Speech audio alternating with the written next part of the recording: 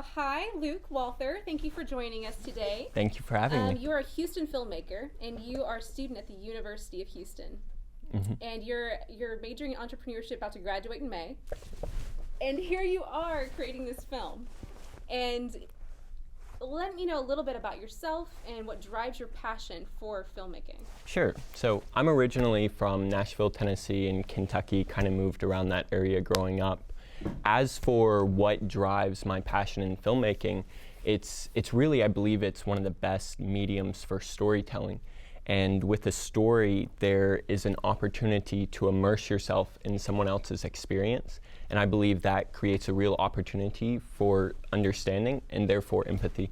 So for me, being able, even just personally, I experienced that and I wanted to have a role in giving that to other people.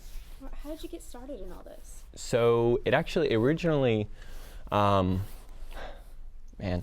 originally I was going to Western Kentucky University. I joined a film production club and I went to go help out, and I realized that nobody had any idea what they were doing. And so I figured if they didn't know what they were doing, I could do the same thing.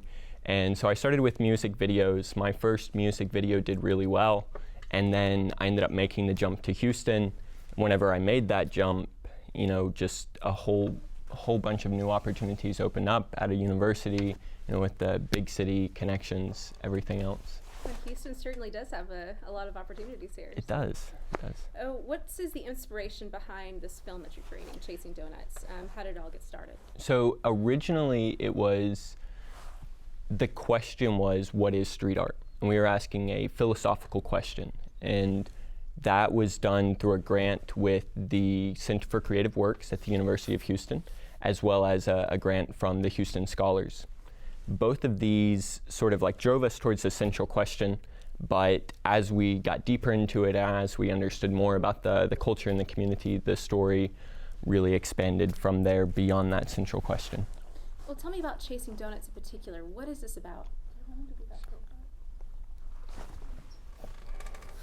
So, as for Chasing Donuts in particular, this film is essentially it's using street art as a way to talk about the connection between mental health and creativity. A year prior to, or whenever I had met Tarbox, which is about 2 years ago, Tarbox is the main character in the film. 5 years prior to me meeting him, he was a heroin addict. And as he was sitting in rehab, he realized he had to find a way to get his inner turmoil out in a constructive way, or he was going to die. And so he took that obsession and he focused and funneled it onto his artwork. What I do is I end up following and analyzing what that sort of obsession looks like, how it connects to other types of creativity, and then how his career and his life has grown since that time. That's great. Tell me about the title, though. It seems such a disconnect. Yeah, so Chasing Donuts. So Tarbox paints a lot of pastries. And a lot of cute little animals. And I think that if you just kind of knew just that or if you just looked at him, he's a big old tattooed, bearded guy with earrings, and he's kind of rough looking. And, but he paints really cute animals. And so the first mural that I saw was he's painting a polar bear that was on a unicycle chasing this donut floating in the air. And as he explained it, the donut was representative of obsession, of the next big thing. And when he was a heroin addict, it was heroin. But everyone has a donut. It's a bigger house, it's a better car. And for him at that point and moving forward, the donut was art. And that evolution that came from chasing something. That's fantastic. Thank you. So how has this movie evolved since you started filming? In every possible way. It's been phenomenal. It's been one of those experiences that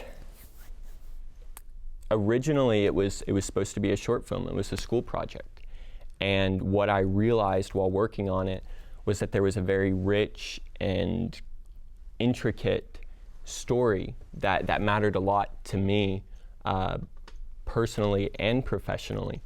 And so where it evolved was it went from just a school project, this philosophical question, to a feature-length movie that is really going into the complexities of the street art community, whether that's through crews, whether that's through competitions, and through those kind of avenues, speaking about the sort of neuroses and mental habits that relate to different types of behaviors. So tell me about this relationship you have with this artist, Tarbox.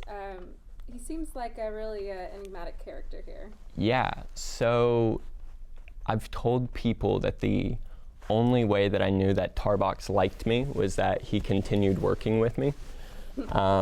He's a quiet person. He's a little reserved. He's very intense though, and so I think for me, kind of like that relationship as it spawned is, initially there was just a lot of respect, and I was following along, and I was interested in asking questions. But there was a bit of a gap that, I was making artwork about him. Over time, that relationship has evolved into much more of a partnership, that there's kind of this knowledge that we're in this together. We've been, doing this project for a long time together. And so nowadays we play with each other a lot. We bounce off each other while we're filming and have it all together a great time. That's awesome. So tell me about, what do you want people to know from this film? Like, what's your goal? What do you want people to get out of this film? I want people to know that there is success within these lives that could just have easily been dismissed. That, Tarbox is someone that means a lot to me and means a lot to, the people in his life. And he's able to contribute a lot to this world and create something that's really valuable and meaningful.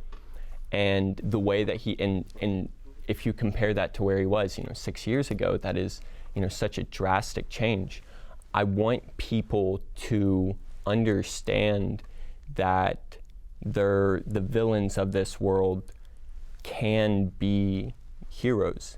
They can turn their kind of, good traits or their traits and use that. Script, right? Flipping the script, exactly.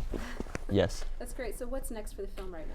So right now, it's a funding round. We're going to be applying to the Sundance documentary grant, putting together, big old application, as well as hosting a couple of small events to raise money, raise awareness about the project, and get the money together to finish it. And raising money about mental health awareness too this month, correct? Absolutely. So in May is the Mental Health Awareness Month. Since this film or this movie is directly dealing with neuroses and mental disorders, at least maybe in a roundabout type of way, we wanted to show appreciation kind of where this originally started and like what has been one of the driving factors behind this film. So more details to come on that event. More details to come. All right. So finally, just explain why this movie is so important, again, to understanding the problems surrounding mental illness and obstacles in life. It is providing a model for people with a different way of thinking and a different way of dealing with their world to direct their kind of ferocious energy or that craziness and direct it in such a way that it's constructive rather than destructive. Wonderful. Well, thank you so much, Luke, Thank for you. joining us today, and good luck with your film. Thank you. We look forward to seeing it later this year. Thank you so much. All right. You have a great day.